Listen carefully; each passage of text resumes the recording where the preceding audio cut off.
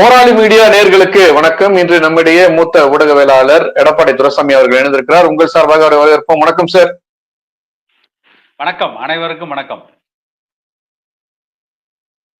Sir. ஊடகவியலாளர் மற்றும் தேர்தல் கணிப்பாளர் துரைசாமி அவர்கள் நம்முடைய ஒரு கருத்தை வெளிப்படுத்திருக்காரு. அதாவது பொதுவெளியில் ஒரு ஊடகத்தின் சார்பாக ரவீந்திரன் துரைசாமி வெளிப்பட்டிருக்காரு. அவர் என்ன சொல்ல வர்றாருன்னா, அவர்கிட்ட அந்த ஊடகவியலாளர் ஒரு கேள்வி எழுப்புறாங்க. அந்த பத்திரிகையாளர் கேள்வி எழுப்புறாரு. என்னன்னா, மூத்த அரசியல் தலைவர் திரு ராமதாஸ் அவர்களை முதலமைச்சர் அவருக்கு ஒரு வேலை இல்லை அப்படின்ற மாதிரி சொல்லிட்டு போயிருக்காரு சார். இந்த சர்ச்சையை நீங்க எப்படி பாக்குறீங்க அப்படின்ற ஒரு கேள்வி எழுப்புறாரு. அதுக்கு திரு ரவீந்திரன் துரைசாமி அவர்கள் ரொம்ப ரொம்ப நுணுக்கமான ஒரு பதில் அவர் சொல்றாரு. என்னன்னா, அதுக்கு முன்னாடி ஒரு பத்திரிகையில வந்த செய்திய இல்ல அப்படின்னு சொல்றதுக்கு அப்படி ஒரு செய்தி உண்மை இல்லை அப்படின்னு சொல்றதுக்காக தான் இந்த செய்தியை அவர் ஒரு காட்டமா அவருக்கு ஒரு வேலை இல்லைன்னு சொல்லிட்டு போறாரு அப்படின்றாரு. நாம ஏற்கனவே எடுத்த ஒரு இதே மாதிரியான ஒரு வலையொலி பார்வையில இந்த கேள்வியை நான் உங்ககிட்ட வச்சிருந்தேன். சார், வேற ஏதாவது பிரச்சனையை திசை திருப்புறாங்களா அப்படின்னு. நீங்க அப்படி இருக்காதுன்னு சொல்லியிருந்தீங்க. ஆனந்தன் துரைசாமி ரொம்ப தெளிவா சொல்லியிருக்காரு. என்னன்னா, பத்திரிகையில் வந்த செய்தியை படைமாற்றத்தான் முதல்வர் இப்படி சொல்லியிருக்காரு அப்படின்றாரு. என்ன செய்தி, என்ன விஷயம் சார்? அந்த கேள்வி கேட்டவங்க அதானிக்கும் உங்களுக்கும் என்ன தொடர்பு இருக்குன்னு பாமக நிறுவனர் டாக்டர் ராமதாஸ் கேட்டிருக்காரு. நீங்க எதுக்கு சந்திச்சீங்கன்னு கேள்வி கேட்டிருக்காரு. இதுக்கு உங்க பதில் என்னன்னா, ஸ்டாலின் கேள்வி கேட்கிறாங்க. அதுக்கு ஸ்டாலின் என்ன பதில் சொல்லி இருக்கணும்? அதற்கான பதில சொல்லி இருக்கணும். அதை விட்டுட்டு பாமக நிறுவனருக்கு வேறு வேலை இல்லைன்னு சொல்லிட்டு போறாரு. அதுக்கு கருத்து சொல்ல வந்த இந்த ரவீந்திரன் துரைசாமி மொட்டை தலைக்கும் முழங்காலுக்கும் முடிச்சு போடுறாரு. அது அந்த நிருபர் கேட்ட கேள்வி என்ன? அதுக்கு ரவீந்திரன் துரைசாமி சொல்ற பதில் என்ன? அந்த பத்திரிகையாளர் ஸ்டாலின் கேட்ட கேள்வி அதானி ஸ்டாலினுடைய சந்திப்பு சம்பந்தமா.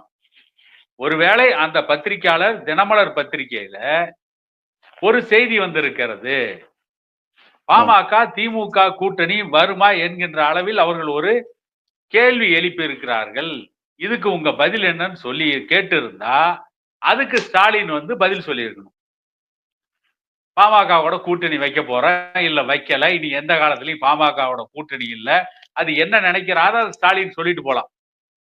அதை விட்டுட்டு இவர் எப்படி சொல்றாரு இந்த ரவீந்திரன் துரைசாமி, திமுக கூட எங்களுக்கு கூட்டணி இல்லைன்னு சொல்றத அதானிய சந்திச்ச நிகழ்வை மறுப்பதன் மூலமா, அதுல பாமகவை அவதூறா பேசுவதன் மூலமா அந்த செய்தியை இல்லைன்னு மறுக்கிறாருன்னு, இப்படி ஒரு பதிலை உலகத்துல எந்த கூமட்டையும் சொல்ல மாட்டான், எந்த முட்டாலும் சொல்ல மாட்டான், எந்த அயோக்கிய பேர்வழியும் சொல்ல மாட்டான். இல்ல, அவர் அதுக்கான காரணத்தை சொல்றாரு. என்ன காரணம் அவர் சொன்னாரு சொல்லுங்க. அவர் என்ன சொல்றாருன்னா, ஏற்கனவே இருக்கிற கூட்டணியை விட்டு கொடுக்க அவருக்கு விருப்பம் இல்ல. இப்ப பாமக உள்ள வந்ததுன்னா 40 சீட்டா குறைஞ்சபட்சம் கொடுக்க வேண்டியிருக்கும். எனக்கு இங்க ஏற்கனவே இருக்கிற கூட்டணியில எனக்கு அவ்வளவு சீட்டு கொடுக்க வேண்டிய வேலை இல்ல, குறைஞ்ச சீட்டே என்னுடைய கூட்டணியை, வெற்றி கூட்டணியை நான் தொடர்வது எனக்கு எளிதுன்னு அவர் விரும்புறாரு அப்படின்றாரு. இல்ல, அவருடைய பார்வையில, ஏன்னா அவர் ஒரு தேர்தல் வகுப்பாளர், அதனால அந்த பார்வையில அவர் சொல்ற நியாயம் தானே சார்? சார், இப்ப கூட்டணி பத்தி கேள்வியே வரலையே. இப்ப என்ன உள்ளாட்சி தேர்தல் அறிவிச்சிட்டாங்களா? சட்டமன்ற தேர்தல் தேதி அறிவிச்சிட்டாங்களா? இல்ல ஒருவேளை திமுக ஆட்சியை கலைக்க போறாங்களா? இப்ப அங்க வந்த கேள்வி அதானி ஸ்டாலின் சம்பந்தப்பட்ட விவகாரம். அதுக்கும் கூட்டணிக்கு என்ன சம்பந்தம்? ஒரு ஊடகம் எழுதுன்னா அதுக்கு என்ன பதில் சொல்லணுமோ அதை சொல்லணும். அதை விட்டுட்டு நாங்க எப்பயும் விடுதலை சிறுத்தைகள் கட்சி, கம்யூனிஸ்ட், மதிமுக எங்க கூட்டணியில் தான் இருக்கும் அப்படின்னு ஸ்டாலின் சொல்லிட்டு போனா யார் வேணாம்னு சொல்லிட்டு போங்க, கூட்டணியோட இருந்துட்டு போங்க. அதுக்கு இவர் கொடுக்கிற விளக்கம் தான் விசித்திரமான விளக்கம். கொட்டப்பாக்கு வேலை காட்டா பட்டுக்கோட்டைக்கு வழி சொல்ற மாதிரி. அதாவது நிருபர் கேட்ட கேள்விக்கும் ஸ்டாலின் சொன்ன பதிலுக்கும் இவர் எப்படி ஒரு ஈஸ்ட்மேன் கலர்ல ஒரு படத்தை ஓட்டி காட்டுறாரு பாருங்க, எப்படி ஒரு ரீல் விடுறாரு பாருங்க. இப்ப கூட்டணி பத்தி கேள்வியே அங்க கேட்கலையே. அதானியோட சந்திப்பு சம்பந்தமா தானே கேள்வி. இப்ப ஏற்கனவே திமுக கூட்டணி என்ன சொல்லிட்டு இருக்காங்க? திருமாவளவன் என்ன சொல்லிட்டு இருக்காரு? நாங்க திமுக கூட்டணி விட்டு வெளியே போக மாட்டோம். நாங்க தம் அடிச்சு ஐலசா, கும் அடிச்சு ஐலசா, இது ஃபெவிகாலின் விட்டு பிரிக்க முடியாதான்ற விளம்பரத்தை சொல்ற மாதிரி சொல்லிட்டு இருக்காங்க. கம்யூனிஸ்டுகள் அதான் சொல்லிட்டு இருக்காங்க. மதிமுக பொதுச் செயலாளர் வைக்க போய் திமுக என்னை தூக்கி எறிந்து விட்டது, 30 ஆண்டுகள் திமுகவுக்கு உழைச்சான்னு வீரவசனம்லாம் பேசிட்டு கடைசியா நாங்கள் திமுக கூட்டணியில் தான் தொடரும்னு சொல்லிட்டாங்க. அப்புறம் இதுக்கும் அந்த பத்திரிகையாளர் கேட்ட கேள்விக்கும் இது ஸ்டாலின் சொன்ன பதிலுக்கு என்ன சம்பந்தம்? எதை ரவீந்திரன் துரைசாமி சொல்லிட்டு இருக்காரு? ரவீந்திரன் துரைசாமி திமுகவுடைய முழு நேரம் கொத்தடிமை ஆயிட்டாரா? எதுக்கும் எதையும் முடிச்சு போடுறாரு. அந்த கேள்விக்கு என்ன பதில்னே சொல்லல. ஒருவேளை அந்த கேள்வியே ரவீந்திரன் துரைசாமிக்கு தெரியலையா? நீங்க திமுகவின் கொத்தடிமைன்னு சொல்ல முடியாது சார். ஏன்னா அவர் எல்லா பேட்டிலையும் தன்னை பிஜேபியுடைய மோடியுடைய வெற்றிக்கு உழைக்கத்தை தான் அவர் சொல்லிக்கிறாரு. அவர் நம்ம அவ்வளவு எளிமையா திமுகவுடைய கொத்தடிமைன்லாம் நீங்க சொல்றது ஏற்க முடியுதா இல்ல. இப்ப அவர் அடுத்த இதுல என்ன சொல்றாருன்னா, அப்பப்ப பிஜேபி இல்ல அப்பப்ப பிஜேபி கொத்தடிமையா இருப்பாரு, அப்புறம் திமுக கொத்தடிமையா இருப்பாரு, அப்புறம் எடப்பாடி பழனிசாமி கொத்தடிமையா இருப்பாரு. இவர் கொத்தடிமைத்தனத்தை கூட மாத்திக்கிறவர். அப்படித்தான் என்ன வேண்டியிருக்கு. அதாவது சார் நான் என்ன கேக்குறேன், அந்த நிருபர் கேட்ட கேள்விக்கு அதுக்கு ஸ்டாலின் சொன்ன பதிலுக்கு இவர் என்ன விளக்கம் சொல்ல போறாரு? திமுகவுக்கு மத்தவங்க கூட பகிரங்கமா முட்டு கொடுத்துட்டாங்க. யார்? இந்த குடியாத்தம் குமரன், இந்த புளிய மரத்து பூங்கொடி சுந்தரவல்லி, நாக்கு வியாபாரி நாஞ்சில் சம்பத்லாம் கூட திமுகவுக்கு பகிரங்கமா முட்டு கொடுத்துட்டாங்க. ஆனா இந்த ஆளு கொடுத்த முட்டு இருக்கு பாருங்க, இது உலகமாக முரட்டுத்தனமான முட்டு. கேள்விக்கும் பதிலுக்கும் சம்பந்தமே இல்ல. நியூட்டன்ஸ் தேர்ட் லாவை கேட்டா ஆர்கிமிடிஸ் பிரின்சிபல் எழுதிட்டு இருக்காரு இவரு. ஆக இது எவ்வளவு மோசமான பதில். இந்த பட்டியல்ல ரவீந்திரன் துரைசாமிக்கு நான் என்ன நினைக்கிறேன், ரவீந்திரன் துரைசாமிக்கு கேள்வியே தெரியலன்னு நினைக்கிறேன்.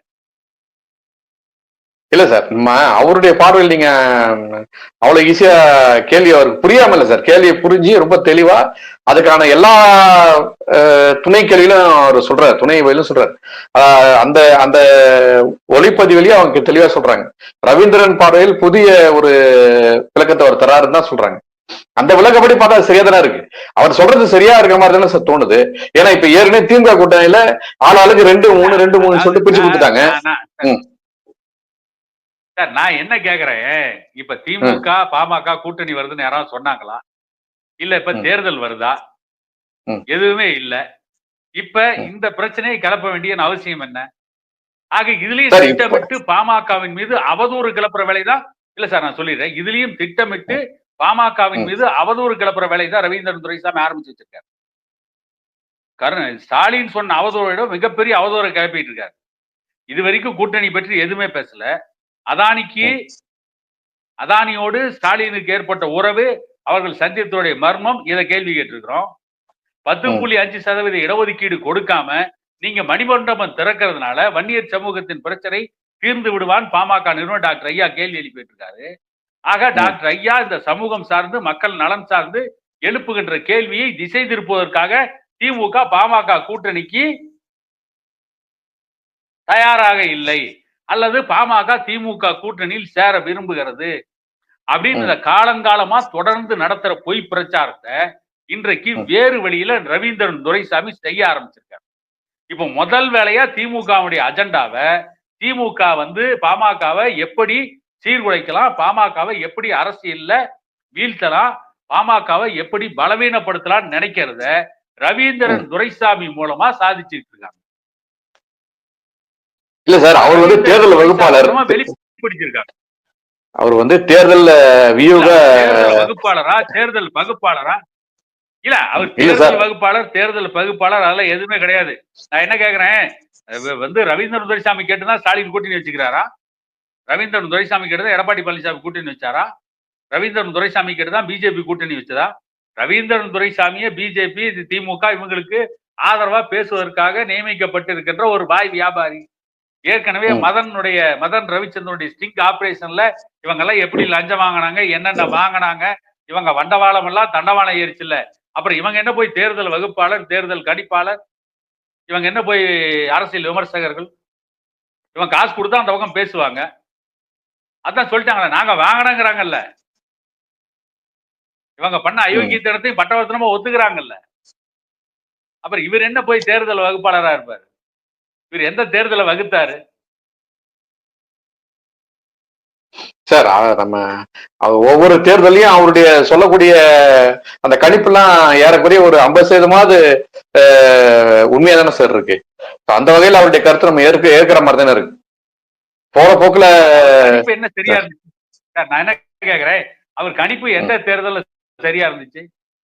50% பாமர மக்கள் கூட சொல்லிட்டு போயிடுறான். அதுக்கு இவர் என்ன பெரிய தேர்தல் வகுப்பாளர், இவர் என்ன தேர்தல் கணிப்பாளர்? சார், கும்பகோணத்துல உட்காந்து மணலூர் சுந்தரராஜன் தேர்தல் கணிப்பை வெளியிடுறாரு. 90% சரியா இருக்கு. இவர் 50% சரியா இருக்குது. இவர் என்ன போய் தேர்தல் கணிப்பாளர்? எங்க இருந்து பாமர மக்கள் இந்த தேர்தல் முடிவு போடுங்கன்னு சொல்லிட்டு போயிடுறாங்க. ஒரே வார்த்தையில் சொல்லிட்டாங்க, பணம் கொடுத்தா ஜெயிக்கலாம். அப்ப திமுக அதிகமா பணம் கொடுங்க, அது ஜெயிக்கும். இது சொல்றதுக்கு ஒரு தேர்தல் வகுப்பாளர் தேவையா? அடுத்த தேர்தல் அதிமுக அதிகமா பணம் கொடுத்தா அது ஜெயிக்கும். பணம் தான் தேர்தலுடைய வெற்றியை தோல்வி தீர்மானிக்கணுன்ற அளவுக்கு திராவிட கட்சிகள் தமிழ்நாட்டு வாக்காளர்களை சீரழிச்சு வச்சிருக்காங்க. தமிழ்நாட்டு வாக்காளர்களை ஏமாத்தி வச்சிருக்கிறாங்க. இந்த மக்களும் ஏமாந்து அவங்க கொடுக்குற அன்றைய பணத்துக்கு நம்பி ஓட்டு போட்டு ஏமாந்துட்டு இருக்காங்க. இதை சொல்றதுக்கு வேற ஒரு பத்திரிகையாளர் வேணுமா? இதை சொல்றதுக்கு ஒரு தேர்தல் வகுப்பாளர் வேணுமா? சார், இப்போ பாமக கூட 4 எம்எல்ஏ இருக்காங்க சார். அப்ப அவங்க ஜெயிச்சதும் அப்படிதான் நீங்க சொல்ல வரீங்களா? பணம் கொடுத்தா ஓட்டு போடுவாங்கன்னா பாமக கூட 4 பேர் இருக்காங்களே சார். கிடையாது, 4-5 பேர் இருக்காங்க. ஜெயிக்க முடியும்னா எல்லா தொகுதியிலும் பணம் கொடுத்து பாமக சார் பணம் கொடுத்தாதான் வெற்றி பெற முடியும்ன்ற நிலை இருந்தா எல்லா தொகுதியிலும் பாமக பணம் கொடுத்து ஜெயிச்சிருக்கலாமே. பணம் கொடுக்காதனால பாமக வந்து 5 தொகுதியில மட்டும் ஜெயிச்ச, மீதி தொகுதியில தோத்தோம். விக்கிரவாண்டி இடைத்தேர்தல் என்ன நடந்தது? திமுக ஒரு ஓட்டுக்கு எவ்வளவு வாரி இறைச்சாங்க. அவங்க சக்திக்கு ஏத்த மாதிரி வெற்றி பெறாங்க சார். இல்ல, என்ன சக்தி இருந்துச்சு திமுகவுக்கு? அவ்வளவு சக்தி இருக்குல்ல திமுகவுக்கு. திமுக மிகப்பெரிய அரசியல் கட்சி. 1967 இருந்து ஆட்சியில் இருக்குது. இடையிடையே ஆட்சியை முடிச்சிருக்கிறாங்க. இவ்வளவு பெரிய கட்சி தனியார் நிலையங்களா பார்க்கலாம். உங்களுக்கு தான் பெரிய பெரிய கட்சியாச்ச. ஸ்டாலின் தான் உலக புகழ்பெற்ற தலைவராச்ச. மாவோவுக்கு பிறகு, லெனினுக்கு பிறகு, கார்ல் மார்க்ஸுக்கு பிறகு, பிடல் காஸ்ட்ரோவுக்கு பிறகு அப்படியே உலக புகழ் வாய்ந்த தலைவர் ஸ்டாலின் தனியா இல்லைங்களா? அது சொல்லுங்களா? தேர்தல் வகுப்பாளர் சொல்லாமல ஸ்டாலின் அவர்கள் தனியா நின்னா மிகப்பெரிய வெற்றியை பெறலாம் சொல்ல வேண்டியதானே சார்? இன்னைக்கு உலக கட்சியான கம்யூனிஸ்டுக்கு வாய்ப்பு கொடுத்ததே திமுக தானே சார். நீங்க அவ்வளவு எளிமையா நீங்க இப்படி சொல்ல முடியாதுல்ல. கழுது தெரிஞ்சு கட்டர் சார், கழுது தெரிஞ்சு கட்டருமான கதையாகி போச்சு கம்யூனிஸ்டுகள். சார், இவங்க கம்யூனிஸ்டுகள் கிடையாது. இவங்க கம்யூனிசத்தை விற்க வந்தவர்கள். கம்யூனிசம் பேசின உண்மையான கம்யூனிஸ்ட் இன்னைக்கு இல்ல. இவங்க எல்லாம் கம்யூனிசத்தை சொல்லி தன்னை வளப்படுத்திக் கொண்டவர்கள். சார், இன்னைக்கு எந்த கம்யூனிஸ்டுகள் சார் உண்ணாவிரதம் இருக்காங்க? அவங்களும் தமிழக அரசியல்ல வியாபாரிகள் ஆயிட்டாங்க. தொழிற்சங்கத்தை நடத்தின கம்யூனிஸ்டுகள்லாம் இன்னைக்கு இல்ல. விவசாய சங்கத்தை கட்டமைத்த கம்யூனிஸ்டுகள் இன்னைக்கு இல்ல. மாணவர்களை கட்டமைத்த கம்யூனிஸ்டுகள் இன்னைக்கு இல்ல. இளைஞர்களை கட்டமைத்த கம்யூனிஸ்டுகள் இன்னைக்கு இல்ல. இன்னைக்கு இருக்கிற கம்யூனிஸ்டுகள் எல்லாம் கேபிட்டலிஸ்ட் சார். அவங்க திமுகவுடைய கூட்டணியில இருந்து திமுகவுடைய கருத்துக்களுக்கு ஏற்ப தன்னுடைய போராட்டத்தை வேற மாதிரி வகுத்து எடுத்துக்கிறாங்க சார். நீங்க எப்படி இல்லைன்னு சொல்றீங்க? நீங்க இன்னைக்கும் சவுந்தரராஜன் வந்து இதே போக்குவரத்து துறை ஊழியர்களுக்காக கடுமையா போராடிட்டு இருக்காரு. தொடர்ந்து ஆர்ப்பாட்டம் செஞ்சுட்டு இருக்காரு. சாம்சங் தொழிலாளர்கள் அவங்க தான் போராடுறாங்க. வேற யார் சார் போராடுறாங்க? அது மட்டும் போதுமா? தமிழ்நாட்டில் கம்யூனிஸ்ட்கள் நடத்தின 2 போராட்டம். ஒண்ணு போக்குவரத்து துறை தொழிலாளர்கள், அது திமுக கூட்டணியில இருக்கிறாங்க. அதுக்கு போராட வேண்டிய அவசியமே இல்லை. திமுக கூட்டணியிலே போய் போக்குவரத்து தொழிலாளர்களுடைய பிரச்சனைகளை சொல்லி பேசி ஸ்டாலின்ட்ட வந்து அவருக்கு ஒரு புரிதலை ஏற்படுத்தி, உலகமகா தலைவர் ஸ்டாலின் எல்லாம் சொல்றீங்களே ஐயா, உங்களை உலகமகா தலைவர் சொல்றாங்க, போக்குவரத்து கழகமே உங்க கையில தான் இருக்குது, போக்குவரத்து தொழிலாளருடைய பிரச்சனை தீர்த்து விடுங்கன்னு சொல்லியிருக்கலாம். சாம்சங் தொழிலாளர்களுக்கு எதிராக போராடினாங்க கம்யூனிஸ்டுகள், வரவேற்கிறோம். அன்னைக்கும் நாம கம்யூனிஸ்டுடைய அந்த போராட்டத்தை வரவேற்றோம். இன்னைக்கும் போராடுறத வரவேற்கிறோம். அப்படி இன்னும் எத்தனை இடத்துல போய் நீங்க போராடினீங்க? சாம்சங் தொழிலாளர்களுக்கு மட்டும்தான் அநீதி இழைக்கப்பட்டதா? இன்றைக்கு பல தொழிலாளர்களுக்கு பல பல தொழிற்சாலைகள்ல அநீதி இழைக்கப்படுகிறது. அப்படி அங்கெல்லாம் எங்க போய் நீ சங்கத்தை கட்டமைச்சீங்க? எங்க போய் போராடினீங்க? ஏதோ ஒரு இடத்துல போராடணும்னு காட்டிட்டா அது பெரிய போராட்டம் ஆயிருமா? அது கடைசியா என்னாச்சு? அந்த போராட்டத்துல என்ன உரிமைகள் அந்த தொழிலாளர்களுக்கு பெற்றுக் கொடுத்தாங்க? அத பத்தி இன்னைக்கு போராடுறாங்க. கோர்ட்ல வந்து இதுக்குன்னு பர்மிஷன் வாங்கி இப்போ போராட்டத்துக்கான வேலையெல்லாம் இப்ப நடந்துட்டு இருக்கு சார். அது வந்து இந்த திமுக அரசு இருக்கிறதுனால தான் அவங்களுக்கு இதெல்லாம் நடக்குதுன்ற மாதிரி தான் இருக்கு. சரிங்க சார், நம்ம செய்தியை வந்து வேற இடத்துக்கு போக வேணாம். ரவீந்திர துரைசாமி கிட்ட இன்னொரு கேள்வி கேட்கறாங்க. என்னன்னா, கலைஞருடைய அந்த நினைவரங்கம் அந்த மெரினா கடற்கரையில் அடக்கம் செய்வதற்கு உதவிய திமுகவிற்கு உதவிய பாமகவுடைய அந்த இணக்கம் வந்து இன்னைக்கு ஸ்டாலினுடைய இந்த பதிலால சேர்ந்து போச்சான்னு கேக்குறாரு. அதுக்கு ரவீந்திரன் வந்து இல்ல, அது அந்த பிரச்சனை வேற, இந்த பிரச்சனை வேறன்றாரு. திமுக நன்றி இல்லாம போச்சா அப்படின்னு கேக்குறாரு. இல்ல, அதாவது திமுகவுக்கு அன்னைக்கு ஆட்சியில கிடையாது, எதிர்கட்சியா தான் இருந்தாங்க. கலைஞர் செத்து போயிட்டாரு, கலைஞருக்கு இடம் கொடுக்க மறுத்துட்டாங்க அன்னைக்கு இருந்த எடப்பாடி பழனிசாமி அரசு. எடப்பாடி பழனிசாமிகிட்ட போய் நீங்க தலைமைச் செயலகத்துல போய் கெஞ்சினீங்க. எடப்பாடி பழனிசாமி வழக்கு இருக்கு, நாங்க அந்த இடத்த கொடுக்க முடியாதுன்னுட்டாங்க. திரும்ப யார்கிட்ட போனீங்க? பாமக நிறுவனம் டாக்டர் ஐயா கிட்ட கேட்டீங்க. முதுபெரும் தலைவர், உங்களுக்கு புதைக்கிறதுக்கே இடத்த அவர் கொடுக்க வேண்டிய நிலைமைக்கு நீங்க பலகீனமா தான் இருந்தீங்க. அன்னைக்கு ஆட்சி அதிகாரம் உங்க கையில இல்ல.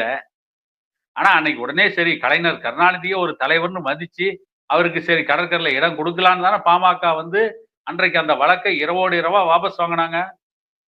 இத்தனைக்கு வாபஸ் வாங்கினது அன்னைக்கு பாமக நிறுவனம் டாக்டர் ஐயாவுக்கே தெரியாது. ஏன்னா இவங்க கேட்கும் போது டாக்டர் ஐயா அவர்கள் தூங்க போயிட்டாரு. அன்புமணி ராமதாஸ் தான் சொல்றாரு, பரவாயில்ல நீங்க எழுதி போட்டு வாபஸ் வாங்கிருங்க. வக்கீல் பாலுகிட்ட சொல்றாரு, நான் வந்து ஐயா எந்திரிச்சப்பா காலையில சொல்லிக்கிறேன்னு அன்புமணி சொல்லி அதுக்கு பின்னால வழக்க வாபஸ் வாங்குறாங்க. அப்ப எல்லாம் அன்புமணி சொன்னா இனிச்சது. இன்னைக்கு அன்புமணி ஸ்டாலின் தவறா பேசிட்டாரு, அவர் மன்னிப்பு கேட்கணும்னு சொன்னா கசங்குதோ? இதுல அது பிரச்சனை வேற, இது பிரச்சனை வேற அப்படின்னா எல்லா பிரச்சனையும் ஒண்ணுதான். அப்புறம் இன்னைக்கு இவ்வளவு வீராவேசமா பதில் சொல்ல முடியாது, அவருக்கு வேலை இல்ல, பதில் சொல்ல முடியாதுன்னு சொல்றீங்களே. அன்னைக்கு வேலை இல்லாம தான் போய் நீங்க வந்து கலைஞருக்கு அடக்கம் செய்வதற்கு இடம் கேட்டீங்களா? அன்னைக்கு அப்படி ஒரு பதில சொல்லியிருந்தா எப்படி இருக்கும்? அன்னைக்கு அன்புமணி ராமதாஸ் கலைஞரை புதைக்கிறதுக்கு வேற இடமே கிடையாதா, அவங்களுக்கு வேற வேலை இல்லையா, அந்த கேஸை வாபஸ் வாங்க முடியாதுன்னு அன்னைக்கு அன்புமணி சொல்லி இருந்தா அன்னைக்கு திமுக சரின்னு ஒத்துக்குவாங்களா? திமுக நன்றி கெட்டு போயிடுச்சா சார்? அதுக்கு என்ன மலுப்பலான பதில் சொல்ற ரவீந்திரன்? ஆமா சார், திமுக நன்றி கெட்டு தான் போயிருக்கு. அதுக்கு என்ன ரவீந்திரன் துரைசாமி மலுப்பலான பதில் சொல்றாரு? இதான் ஊடகவியலாளருடைய தர்மமா? இதான் ஊடகத்துல பேசுற வந்து நியாயமா? ஒரு ஊடகவியலாளர்கள்லாம் சேர்ந்து பாமக திமுக கூட்டணி அமைஞ்சா நல்லா இருக்கும்ன்ற எண்ணத்துல தான் சார் முயற்சி பண்றாங்க. ஆனா இது போன்ற பேச்சுக்களால வந்து அந்த கூட்டணிக்கான வாய்ப்பு இல்லாம போயிடுதா சார்? அல்லது கூட்டணி தேவையில்லைன்னு திமுகவே விரும்புதா சார்? அதாவது சார், பாமக திமுக கூட்டணி வருமா வராதா நமக்கு தெரியாது. என்ன இப்ப அதை பற்றி பேச்சே வந்து ரவீந்திரன் துரைசாமிக்கு தேவையில்லை சார். கூட்டணி வச்சு பாமகவுக்கு வந்து தோல்விதான் மிஞ்சிச்சு. இதே 2021 தேர்தல் அதிமுக கூட கூட்டணி வச்சோம். அதிமுகவுல தன்னுடைய இடத்தை எடப்பாடி பழனிசாமி தக்க வச்சுக்கிட்டார். ஆனா அதிமுக வலிமையா இருந்த இடங்கள்ல எத்தனை தொகுதியில பாமக ஜெயிச்சது? பாமகவாகட்டும் திமுகவாகட்டும் கடந்த பாமகவை பொறுத்தவரை, திமுகவாகட்டும் அதிமுகவாகட்டும் கடந்த 10 வருஷங்களா பாமக வந்து தன்னலம் கருதாம பாமக கூட்டணி தர்மத்துக்கு கட்டுப்பட்டு அதிமுகவோடு கூட்டணி வைத்தாலும் சரி, திமுகவோடு கூட்டணி வைத்தாலும் சரி, அவருடைய வெற்றிக்கு கடுமையா உழைச்சிருக்கிறாங்க. ஆனா திமுகவும் அதிமுகவும் அவங்க போட்டியிடுற இடத்துல ஜெயிக்கிறதுக்கு மட்டும் பாமகவை பயன்படுத்திக்கிட்டு பாமக போட்டியிடுற இடத்துல பாமகவை தோற்கடிப்பதற்கு மறைமுகமா வேலை செஞ்சாங்க. இதுதானே உண்மை.